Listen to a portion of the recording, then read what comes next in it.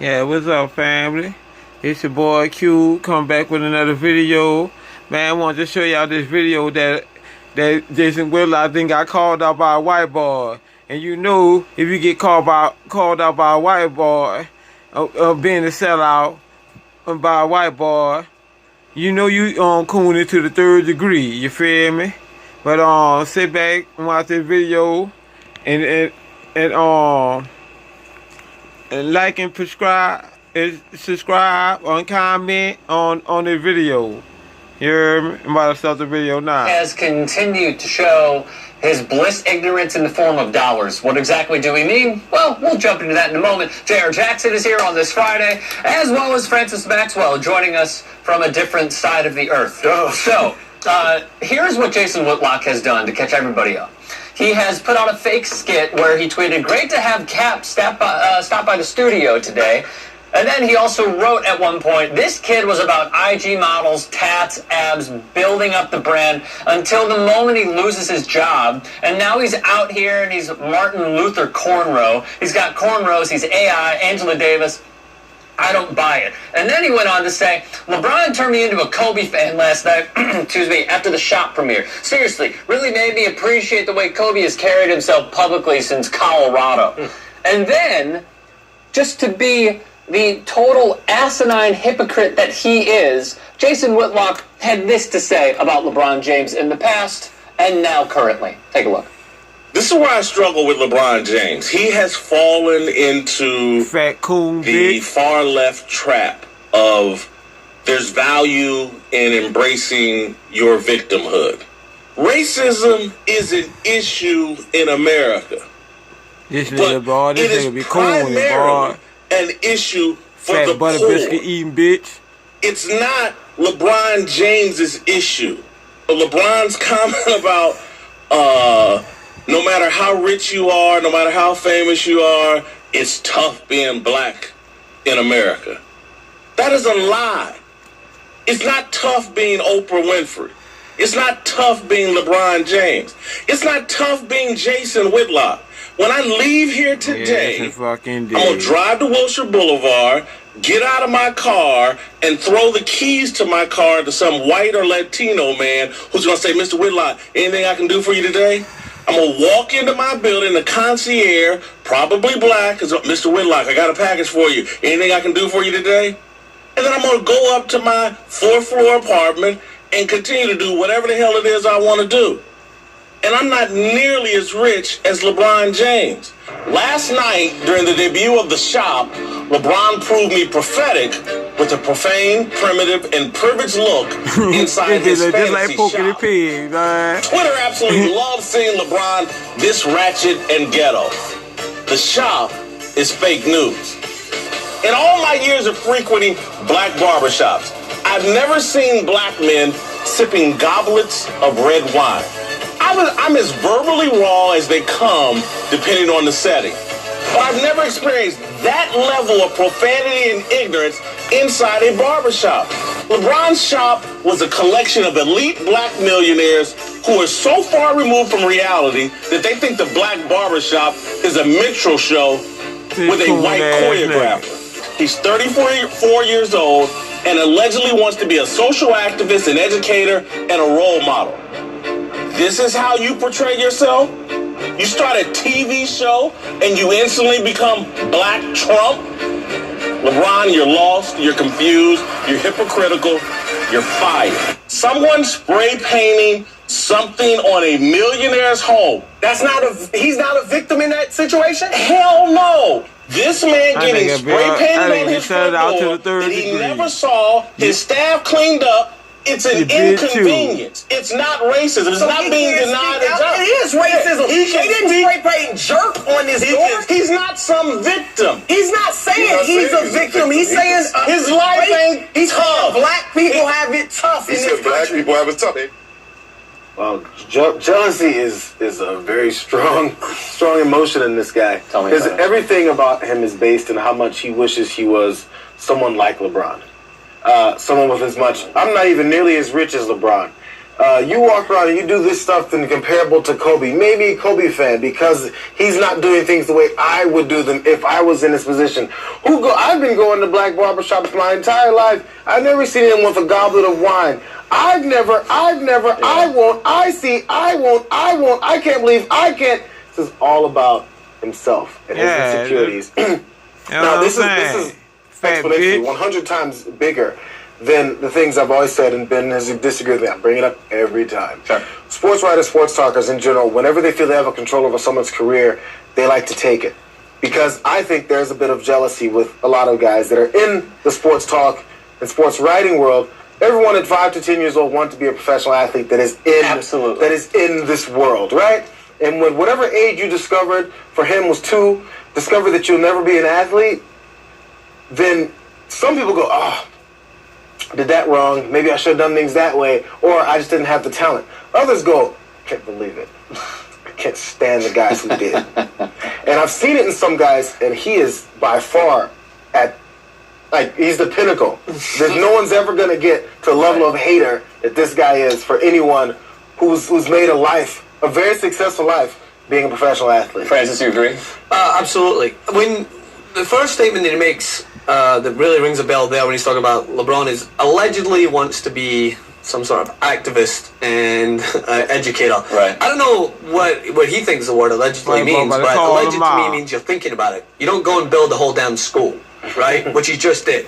So it is jealousy. Well, this is absolutely 100% down to the fact that he wishes he could be doing so much also for his community as well as picking up a check, which he does. My other problem with him is he's so willfully ignorant. And this is a problem that I see when it comes to someone like Candace Owens as well in the political sphere, is that people that know what's going on, but they're willfully ignorant because they know that they can make headlines because of it.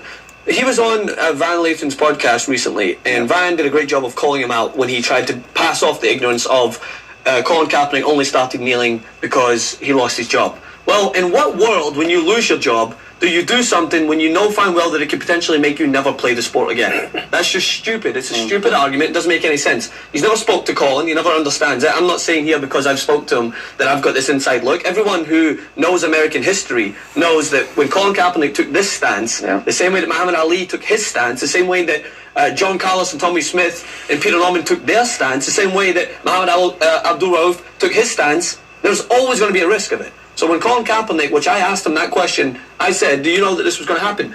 He pointed to John Carlos and said, he showed me it was going to happen.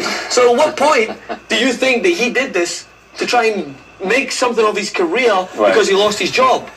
He risked everything knowing full well what he was going to do because he is aware of what was going on in this country. Willfully aware, willfully wanted to address it. Unlike Jason Whitlock, who's comfortable in his position, and unfortunately in America, taking the opposite stance of what Kaepernick did when you're a black man makes you more appealing to people other than standing against it. I never looked closely at the show that he had that you pointed out, Whitlock's show, where he has like a Colin Kaepernick standing come in. What ethnicity is that guy? It was a quick shot. It was white. He was white. Yeah. He's a white guy, right? And so, fucked up. Also, words he used was white choreographed, talking about LeBron. Some minstrel show that LeBron they doing. call keep him playing white ball. This is willful. So you already know. Whitlock doesn't know that he has a white guy in there doing everything but full blackface in impersonating Colin Kaepernick to insult more people. Again, it goes back to wanting that headline and he wants people to go, Jason, we're like, you stupid. We're back to cussing, aren't we? Yeah. You stupid mother. He wants that, right? So he's getting that attention that he'd like. Number two, I remember a lot of conservatives and political thinkers, who just like to focus on things and like black athletes to shut up and dribble. They like to say, hey, ESPN has gone way too far with this political leftist stuff. I just want to go and listen to sports talk so I can escape the regular things of life. Right. Are they complaining that Jason Whitlock is talking too much about politics and social political events and Colin Kaepernick? Right here, you gonna call him out too? Talk sports. Hey, Jason, what's your opinion on the NBA season? What's your opinion on the trades? What's your opinion on free agency? What's your opinion on the upcoming NFL season? Instead, we're hearing you talk about this. So, if I may, here's why Jason Whitlock is the smallest of smallest men, and why I hate that he now has a platform to spew this nonsensical bullshit over and over. That's fucked up, man. I believe this was 2015, if not 2014. Even the fucking Peckerwood called that boy out. Remember when he even coined it, that it was called Black Grantland? That he was going to launch on ESPN? No. Here was the mission statement. And check this shit. Through the lens of sports, The Undefeated is the premier platform for intelligent analysis and celebration of black culture and the African American struggle for equality.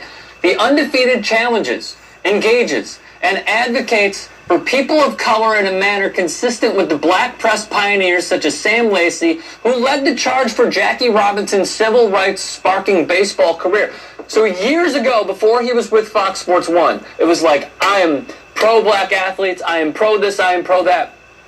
He also wrote this, May of 2015 is what we see here, about LeBron James being called the LeBron Project. The site will take the position that LeBron James is no longer in pursuit of Michael Jordan's status as the greatest basketball player of all time. LeBron's target is bigger. He is pursuing Muhammad Ali, arguably the most influential athlete of the 20th century. James has moved back to Cleveland, again, 2015. It is about empowering his inner circle to execute their business and charitable interests in LeBron's vision of being a global role model. As a site, we want to be the source on LeBron James, the man. We want to assign a reporter to live in Akron and cover LeBron James Incorporated. This will be the site's signature sports project. The reporter assigned to this project will be supported by an editor and Jason Whitlock, who has relatively close ties to Maverick Carter, now CEO of a great company called Uninterrupted, Rich Paul, and others within James's inner circle. Now he also talking about that man bad now. Once that goes under, because he was fired by ESPN, because ESPN was like, whoa, this guy sucks ass. Fired from ESPN, what happens? Suddenly now he's the anti-LeBron. He's the anti-black athlete. He's the anti-successful black athlete. Jason Whitlock has been, as I stated previously, one of the worst men in sports media. He does not want to advocate for human rights. He does not want to advocate for successful black athletes. What he wants to do is put them down so he could be on this mantle at what else than Rupert Murdoch's own company as the self-hating black guy. He flipped his stance once ESPN fired his ass, for good reason. And now we have all of this, including this, as he spoke on Colin Kaepernick. Take a look. Colin Kaepernick is in that sunken place.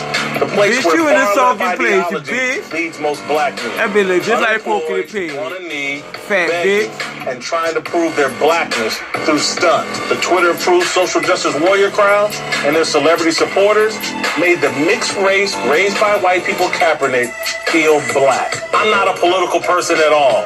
I'm a football person, and I understand the value, integrity, and passion of football people. Where Cap is at right now, and where he's, to me, this is all about a money grab and trying to leverage a better contract than perhaps the NFL's been offered. Yeah, this rally, I think he should want, because I think it's a shakedown. I think they're trying to bribe or ransom you need to beat your skin, bitch. You ain't black. Into giving him more money than they want to. If you follow the media elite and the black media elite, this is what we believe in. Trickle down social justice. And we spent all this time talking and worrying about Kaepernick. But it's a millionaire quarterback who grew up in the suburbs, raised outside the black community, and oh my God, he's the embodiment of everything that's wrong with America. No. So you know what happens if you want to vie for a job and to make more money is then you don't take a stance that has historically shown that you're going to be banned or potentially banned from a sport. Mm-hmm. This man, you completely executed it in a perfect way, right, by bringing up previous points, because it ties into all three of our points, I think, in a way, is that it's the jealousy, right? Because he wanted to be the advocate that was singing LeBron's praises. He wanted to be, if he could, be the host of the shop. And he puts the conversation in front of LeBron and says, LeBron, you're really uplifting your community. You're doing a great job in Akron. You're building those schools. This is amazing for us. But what happens when you actually listen to your quote, you listen back to his words after that mission statement, someone is writing for him. Absolutely. When he's sitting there saying, you're fired to the camera, you think that's him? You think that's him, that he's thinking, that's what I'm going to say? Considering he's such a sellout, I honestly don't know. I really don't. Someone's wrote it for him. He's willfully by being an asshole like this, right? He's willfully playing that part. Yes. It's the same part that, as I mentioned before, Candace Owens takes on. I mean, Jason Whitlock, who you just said there, doesn't like talking politics. Pretty sure he's been on Tucker Carlson many a times because he is going to be elevated as that person. We've talked about this within the TYT ranks as well. There is an incredible market right there for anyone who happens to be a minority, who has been outspoken in regards to issues that directly affect them. Like, if you're a Muslim and you suddenly all of a sudden think, well, maybe I could just maybe call my issues a little bit and shift it a different way. You're on Fox News. You're going to be on there. You're going to have a career. You're going to be put on a pedestal as the person they will use to bash their own people.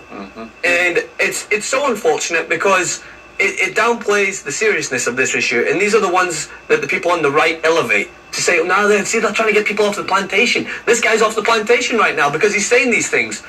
To me, it's sadder than simply someone up there who's just completely disparaging a message because they don't agree with it. Because I don't think he doesn't agree with it. I think he just knows that it's going to be beneficial for him. He bragged about his driving trying to get them butter biscuits, tossing his keys to a valet and going up to his 4th floor apartment and doing whatever the hell he wants. White or Latino man? White or Latino, yeah.